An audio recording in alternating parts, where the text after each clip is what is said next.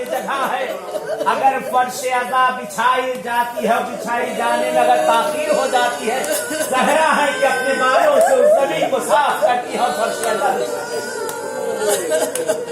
ये मुबारक मासूम में हम लोग आए हैं। कल की एक रात जिसे हम लोग ने चांद रात कहा, मिलता है कि वाकई एक मुख्तसर सा बयान करूं। चूड़ियां उतार देती है, कहते हैं वो कपड़े जो आम दिनों में पहने जाते उन्हें उतार दिया जाता है।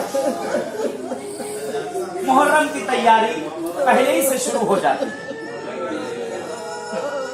कहते हैं एक आज़ादार हुसैन माह मुहर्रम का चाहन नमूदार हो चुका है। ज़न शौहर बैठे हुए हैं, आपस में गुफ्तगू कर रहे हैं। कहते हैं चांद भी निकल आया और हमारे पास तो इतना भी नहीं कि आका हुसैन को दावत दे सके।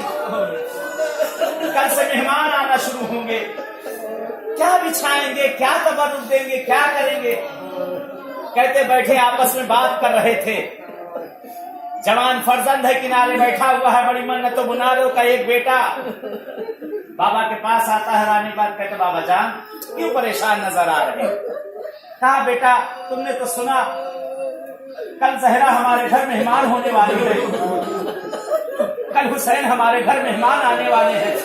ये मैंने लाल हर साल फर्श अज़ा हम बिछाते थे, मगर इस साल हमारी इतनी तमा नहीं कि हम फर्श अज़ा बिछा